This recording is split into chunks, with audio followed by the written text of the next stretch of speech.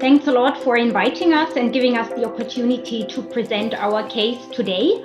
As you could hear, Coralie and myself, we are both global studies leader based in Basel at Roche in Switzerland, and we are leading the pivotal Risdiplam trials. Risdiplam is a compound that we are developing to treat patients with spinal muscular atrophy, the so-called SMA. Next slide, please. SMA is a rare, progressive, debilitating neuromuscular disease. It is associated with muscle atrophy and weakness and may cause severe complications that can lead to death. SMA has a very broad disease severity, and it affects individuals of all ages and ethnicities. While type 1 patients die before they reach the age of 2 years, type 4 patients do have a normal life expectancy.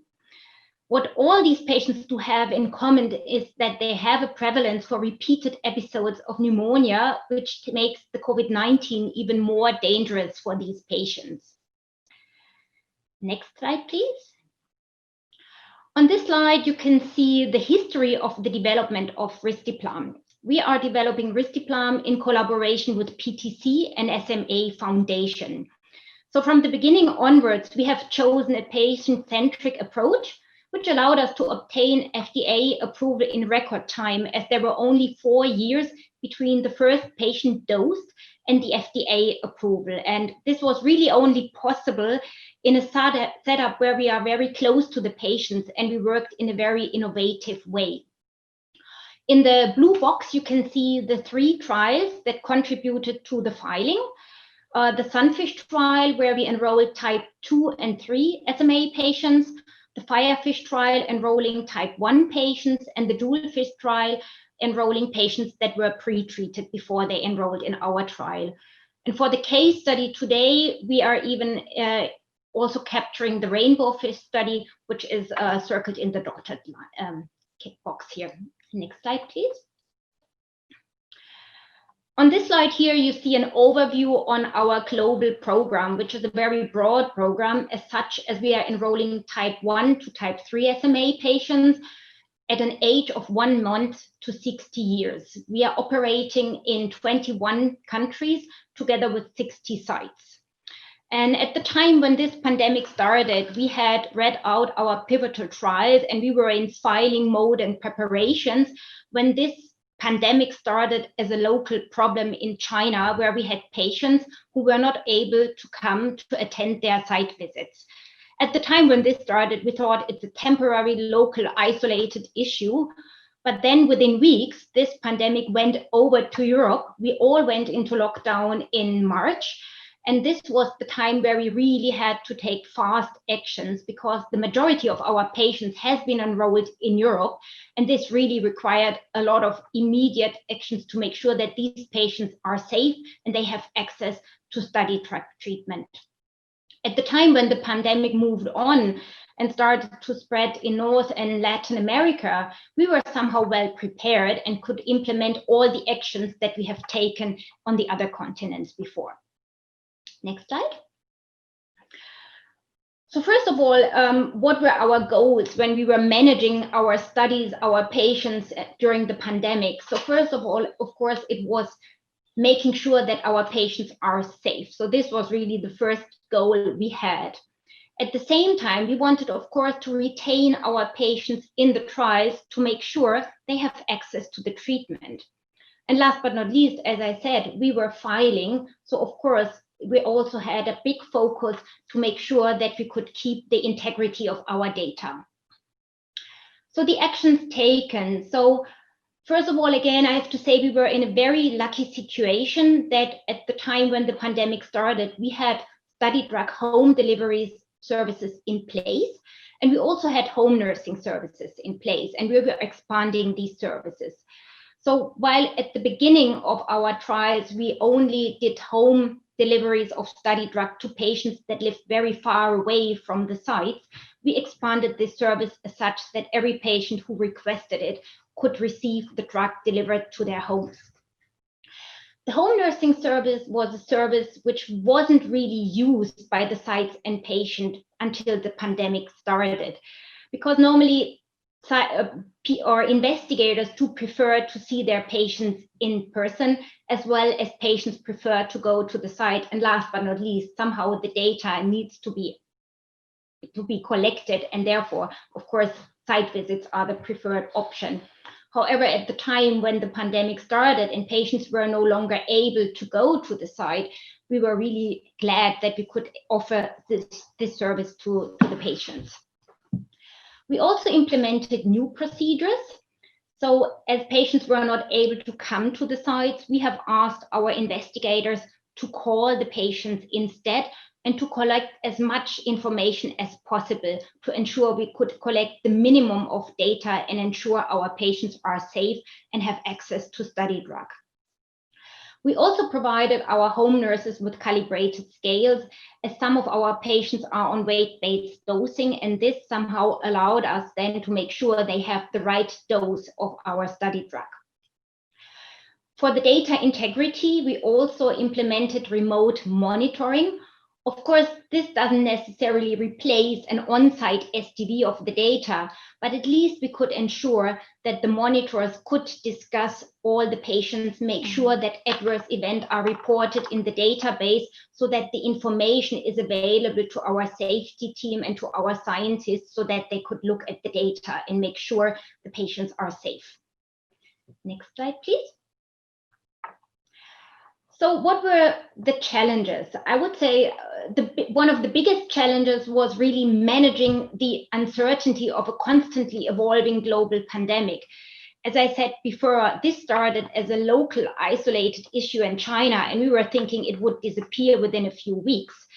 When it then went over to Europe, we thought, well, maybe it will disappear when we go towards summer and the temperatures are getting higher, and it will disappear like every flu does normally, and it didn't. And I think this was really a big challenge to understand how long is this going to continue. Then another challenge, of course, was managing this with the national related restrictions, because in every country, the pandemic had a different stage and different rules had to be applied. And then last but not least, the SMA patients are a very vulnerable patient population, and lots of them were really scared to leave their homes. Some families really isolated themselves for weeks and months and didn't even allow a home nurse to visit them at their homes. And then others were willing to travel, but they were not allowed to visit the sites. So our strategies to manage the situation were, of course, first of all, really a very open communication and collaboration with the sites. It was really important that we kept that constant dialogue with the sites and that we really listened to the concerns on an individual basis. We also made sure that we keep our patient partnership groups informed and other official bodies such as the ethics committees.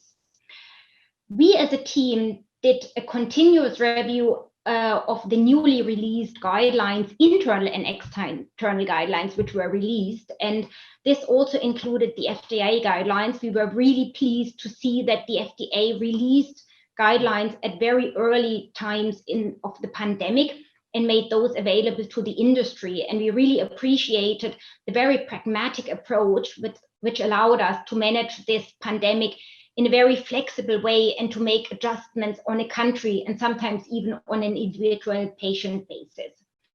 We as a team, we had internal meetings to align that our actions are really aligned on the program level, but still one solution didn't fit all patients or countries. We had very special cases which really required from us to find tailored solution on individual cases. And for this, I'm handing over to my colleague Coralie, who can give you a bit of a flavor of the individual situations that we had to manage. Yes, hello everyone.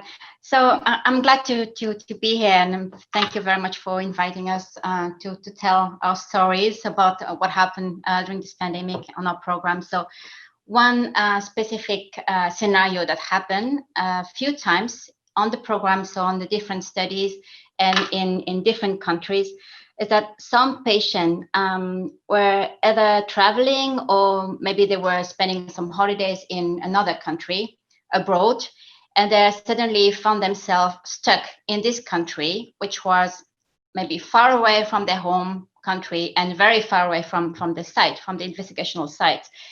And some of them maybe had a visit some weeks ago, a protocol visit at the site, and they had the study drug with them.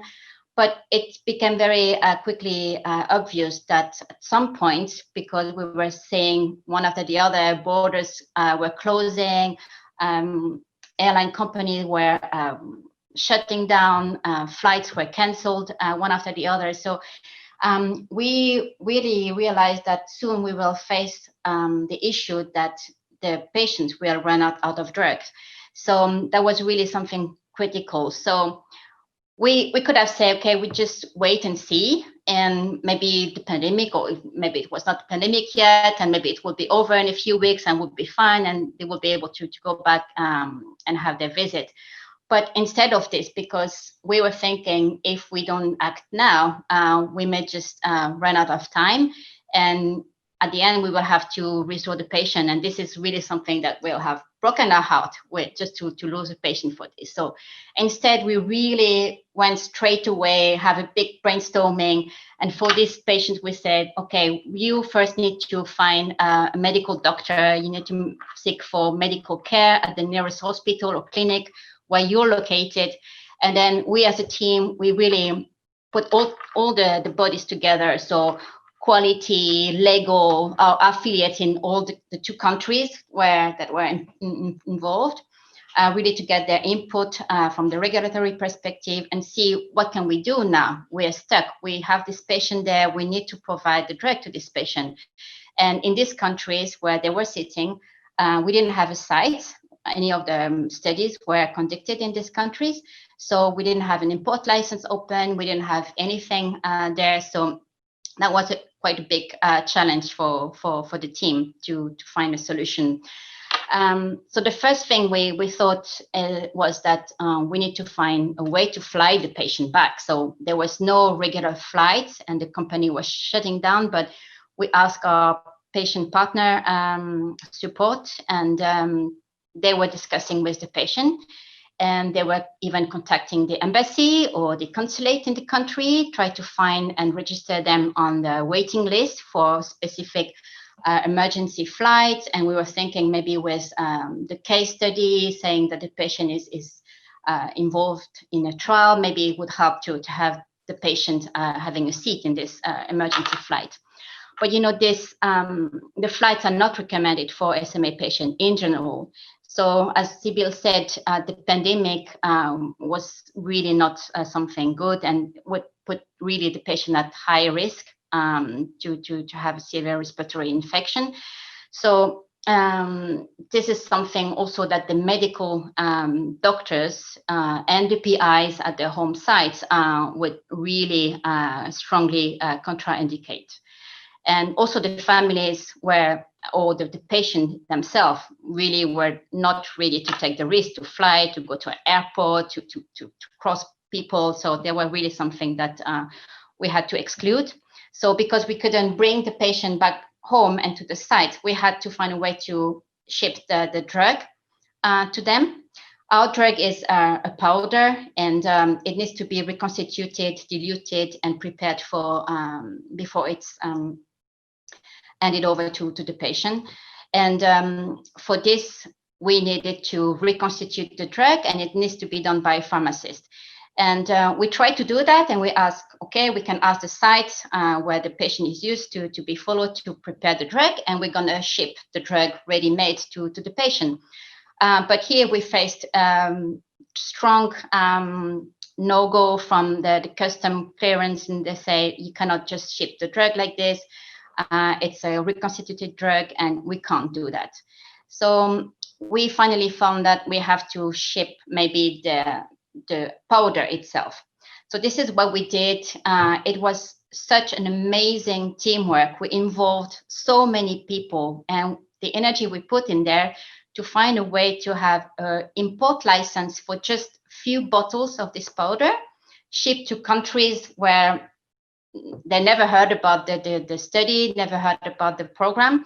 And then thanks to the cooperation of the medical doctors at the site and the medical doctors that the patient found locally, and the energy of all these people, the hospital directors, the ethic committees at both sides, the health authorities at both sides that were involved, everybody were really so engaged and so willing to have these drugs and this patient getting that drug. Everybody really felt that it was so vital to do that.